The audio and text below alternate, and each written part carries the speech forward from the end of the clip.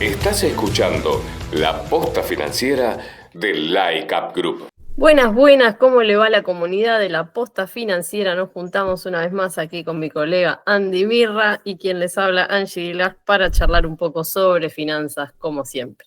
¿Cómo le va, Andrés? ¿Cómo estás, Angie? Buen día para nosotros. Depende para el resto, pero bien, todo bien. Acá con ganas de charlar un poquito, como siempre, para variar. ¿Y de qué vamos a hablar hoy? Nada más ni nada menos del asesor financiero. Aquí quienes les hablan, los asesores. De nuestro trabajo, Son básicamente. aliados estratégicos de nuestro trabajo. Vamos a charlar un poco de qué hacemos, ¿no? Porque la gente nos ve ahí subiendo contenido en redes y debe pensar que estamos todo el día en la compu paveando, pero la realidad es que trabajamos, aunque no parezca. ¿El Sí, asesor financiero es un aliado o es un lujo innecesario? Vamos a hablar un poco de esto hoy. sí, a ver, por supuesto que es un trabajo no 100% oficina, pero bueno, sí, sí es cierto que permite hacer algo de home office, sobre todo si uno trabaja independiente. Pero la realidad es que lleva tiempo, lleva trabajo y es un... Perdón, no estoy respondiendo a tu pregunta. Ahora voy a llegar ahí. No, pero es un trabajo que es parte técnico, que es parte de números y después que tiene una pata muy importante que es psicológica, de atención al cliente, comercial. Entonces es un trabajo que requiere muchas patas, ¿no? Y ahora sí, respondiendo a tu pregunta, obviamente yo como asesor te voy a decir que es un aliado estratégico, ¿no? Digo, no le preguntes a un peluquero si necesitas un corte de pelo, pero sí es cierto que si uno quiere tener una organización en sus finanzas, es muy importante o es muy útil tener una persona que te pueda brindar apoyo en esto. Y esa pausa que hiciste para responder a mi pregunta es decir la verdad, no querés decir realmente si es necesario, de qué trabajamos, hay que decir la realidad, ¿no? A los que nos están escuchando. No, sí, No, es sí. así, como fuera de la broma, es así. Nosotros por ahí, desde nuestra postura de asesores, vamos a estar un poco sesgados y vamos a decirte que siempre es necesario. Pero la realidad es que tratando de ser objetiva, me parece que suma mucho, porque a la hora de decidir qué hacer con nuestro portafolio de inversión o con nuestro patrimonio, cómo potenciar el rendimiento, muchas veces si uno está en la diaria, en su trabajo, que quizás es de algo que no tiene nada que ver con finanzas, no tiene tiempo ni de leer el diario, ni de ver, digamos, cómo son las tendencias y para dónde me interesa enfocar mi estrategia y qué es lo que conviene para maximizar, quizás termino haciendo algo que termina dañando mi portafolio, ¿no? Y dañando mi estrategia y haciendo que pierda dinero en última instancia. Entonces, frente a la pregunta de si necesitamos uno o podemos arreglárnosla solo, quizás podemos si nos damos maña y estamos leyendo y más o menos tenemos idea de para dónde vamos, pero en términos generales, en la mayoría de los casos se termina necesitando la ayuda de alguien que esté más en tema. Em, la verdad es que sobre todo en lo que es balanceo de portafolios, por ejemplo, tengo ejemplos de gente que ha venido con un portafolio a pedir asesoramiento ya más o menos armado porque venía operando y quizás estaba recontra expuesto a acciones renta variable de un solo país que hoy estaba en una situación de crisis y no tenía nada que balancear el portafolio de renta fija, por ejemplo, para cubrirse frente a eventualidades o tener liquidez si había oportunidades. Y son cosas que no tiene por qué saber, pero quizás uno que está todo el día mirando el mercado de repente puede llegar a dar una mano con eso. Sí, desde ya. Yo, al menos de mi experiencia personal, yo tengo clientes de todos los tipos. Tengo clientes que prácticamente operan solos, se organizan solos y quizás me hacen alguna consulta por alguna cuestión particular, algún canje o alguna cosa. Eh, y después tengo otros que están del otro lado, que también es algo que no nombré antes, ¿no? El tema de lo que es educación, ¿no? De explicar y que la gente entienda qué le estás recomendando y por qué, ¿cierto? Obviamente hay gente que le interesa aprender más que a otras, pero sí es importante esto, más que nada porque lo que se pierde a veces es la alineación entre mis objetivos y los activos que yo estoy invirtiendo, ¿cierto? Si yo tengo quizás un objetivo a corto plazo y estoy invirtiendo en acciones a largo plazo, entonces puede haber un desalineamiento en ese sentido. Quizás como decís vos, un portafolio 100% en acciones, bueno, si yo no lo voy a tocar en 30 años, quizás no es tan grave, ¿no? Siempre es bueno tener otra pata, pero bueno.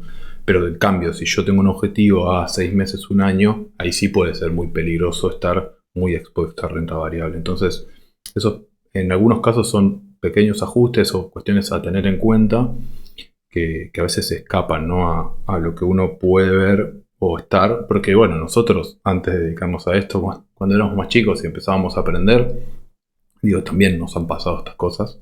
Y luego empezás a leer, empezás a estudiar, empezás a prepararte y te empezás a dar cuenta, ¿no? Eso por un lado. Y por otro lado, cuando uno está dentro y tiene su cartera, obviamente a uno le gusta su cartera.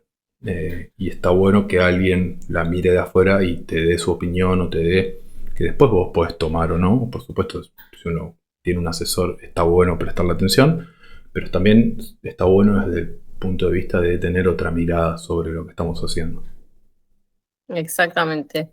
En términos generales, el asesor va a ser la persona que tenga conocimiento de mercado, tenga conocimiento de instrumentos de inversión en profundidad, que se dedique a seguir las tendencias de mercado, que esté actualizado, que entienda la normativa por sobre todas las cosas, cosa que se pasa muy por alto hoy en muchos casos, hay que tener cuidado.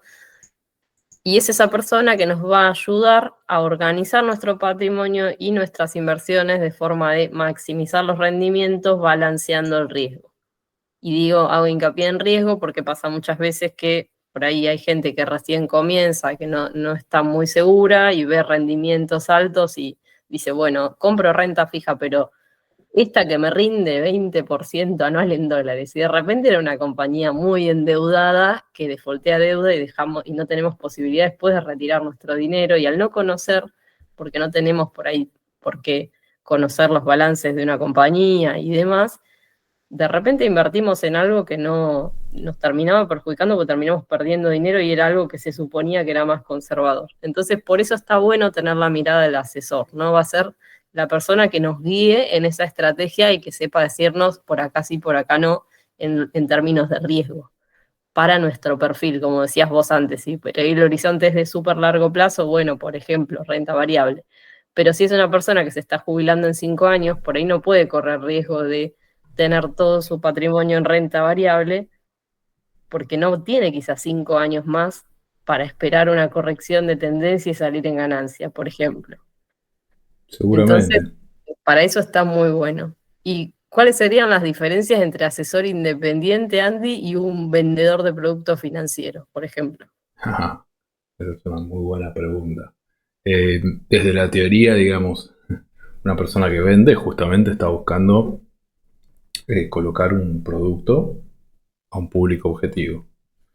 Nosotros como asesores, si bien obviamente recomendamos productos financieros, tenemos que tener una pata muy importante que es la de conocer al cliente y poner el deber fiduciario que se llama. Poner los intereses del cliente por sobre nuestros intereses.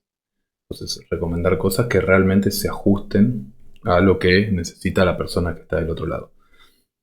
Creo que eso es lo más importante que te puedo decir. Obviamente después diferencias legales, teóricas y demás hay otras, pero creo que lo más importante es eso. Sí, por ahí en el caso del vendedor de productos, ese producto que está vendiendo no es personalizado para cada uno de los clientes que tiene, pero gana vendiéndoselos de cualquier manera. El asesor va a comisionar un porcentaje sobre los productos que recomiende que el cliente adquiera. Productos, hablo de instrumentos de inversión, pero tiene que tener ese cuidado, esa alineación con el cliente de ver cuáles son sus intereses primero y si ese producto ajusta a su perfil y no venderlo por la comisión. Eso sería ser ideal en un mundo ético y correcto, ¿no? Y esperamos que la mayoría sigan esos lineamientos. Sí, de todas maneras yo creo, o al menos es lo que creo yo, que si uno hace las cosas bien y trata de alinear los intereses del cliente, en el largo plazo eso como profesional te paga, porque una persona que siente que vos le estás dando lo que es lo que él necesita y no lo que vos le querés vender, es una persona que primero es muy difícil que te vaya a cambiar y segundo es una persona que muy probablemente te recomiende como un profesional. Entonces, Totalmente. más allá de que hay que hacer las cosas bien por una cuestión de principios, también me parece que en el largo plazo, si uno está pensando en sacar un mango más en el corto plazo, eh, terminás perjudicándote en el largo plazo, porque la gente quizás al principio o la primera vez no se da cuenta, ya la segunda, tercera vez ya le empieza a hacer ruido, la gente no es tonta. Entonces es importante que esto, ¿no? Lo del deber fiduciario, poner los intereses del cliente por delante. Por supuesto, uno cobra una comisión conforme a lo que hace el cliente. Hablamos un poco de lo que es la rotación de cartera y demás en el capítulo anterior. Así que ese tema ya lo tratamos ahí. Pero sí que está bueno destacar que primero está lo que necesita el cliente. Y para eso tenés que conocer los números, tenés que saber de finanzas, tendencias, pero también tenés que conocer a tu cliente. Hacer una entrevista con el cliente, ver qué necesita. Ciertas inversiones son para ciertos perfiles y no para otros, etc. Exactamente. Y hablamos nosotros de asesor independiente porque, bueno, en nuestro caso nosotros ambos somos asesores independientes, lo cual quiere decir que colgamos de una LIC, pero podríamos hacerlo con varias, o sea, podemos estar linkeados a varios brokers si quisiéramos y derivar clientes a distintos brokers y ahí van cada uno cuál es el que le cierra más la forma de trabajar, ¿no? Pero no es que uno trabaja en relación de dependencia con un broker y tiene algún tipo de arreglo en el cual, bueno, si te vendo tus fondos, entonces tengo algún beneficio por cantidad de apertura, entonces quizás abro cuentas, pero no después no le presto atención al cliente porque ya no me sirve lo que puedo llegar a comisionar. En el caso del asesor independiente, y esto no es menor, depende 100% de uno cuánto cobre, digamos, cuánto llegue a comisionar, porque uno simplemente cobra el porcentaje de la comisión de lo que opera el cliente, como dijimos antes. Entonces depende de que el cliente esté conforme, su patrimonio crezca, confíe en uno, entienda que uno vela por sus intereses, que el cliente decida invertir más con uno y recomendarlo, como dijiste antes. O sea, me parece que es una diferencia importante. Sí, sí, sí, es súper, súper importante y bueno, los que tienen su cuenta quizás saben o quizás no, que uno, digamos, si no le gusta el broker, el asesor que tiene en su broker puede siempre pedir el cambio. Eh, pero bueno, por eso, nosotros al no tener un sueldo dependemos de que la gente le guste lo que hacemos y nos recomiende, principalmente. Esa es la manera, creo que la mejor manera, si bien uno tiene redes y demás, siempre los mejores clientes, o en general, ¿no? Los mejores clientes llegan por recomendación. Entonces, hay que hacer el trabajo de la mejor manera y lograr esa recomendación. En muchos casos, casi sin pedirla, digamos. La gente cuando lo atendés bien, te recomienda. Entonces, eh, tratamos ambos de hacerlo de esa manera. Y es importante tener un asesor que esté alineado a nuestros objetivos y que nos acompañe y que nos genere confianza, porque por un lado va a evitar errores costosos por operar por emoción o por influencia de redes o por modas o lo que sea, porque nos va siempre a llevar a cuáles eran nuestros objetivos, cuál es nuestra estrategia, no perder de vista para dónde vamos. Nos va a traducir el lenguaje financiero a decisiones concretas, también nos va a ayudar en el sentido de entender qué es lo que estamos comprando, digamos, que deberían explicarnos mínimamente qué instrumentos estamos adquiriendo, cómo funcionan, porque está bueno entender en dónde está uno alocando su dinero y no hacerlo a ciegas, no decir, bueno, confío ciegamente en lo que me dice Andy y entonces compro todo de GEMSA. No, mentira, es una broma. Pero digamos, está bueno para esto, para poder acercar el lenguaje financiero a algo más mundano que podamos entender todos y ayudarnos a guiarnos. Y vamos a hablar un poco de mitos comunes sobre los asesores financieros. Hay mucha gente que cree que hay que tener un montón de dinero para empezar a invertir y tener un asesor, ¿no? que es algo que es solo para gente que tiene mucho dinero. Y esto no es real, nada más lejos, porque a veces el asesor por ahí puede guiarnos desde lo poco que podamos juntar inicialmente hacia el objetivo que tenemos, porque es algo que va a tomar tiempo, va a tomar constancia, va a tomar dedicación, y es algo que es un camino que se va a ir construyendo de a poco y nos puede dar una mano en guiarnos en ese rumbo, ¿no? Sí, desde ya. A ver, sistemas de... O sea, cada asesor financiero, sea independiente, tiene su sistema de trabajo y demás. Hay algunos que pueden decir, bueno, yo trabajo con cierta rama o con otra, igual que los contadores, digamos, pero sí podemos conseguir un asesor que nos dé una mano para empezar. Yo, en mi caso particular, y sé que vos también, digamos, si nosotros vemos una persona que recién está empezando, pero que quiere y que empieza a ahorrar, la verdad es que uno como asesor le gusta también ayudar a esa persona a llegar a donde quiere estar.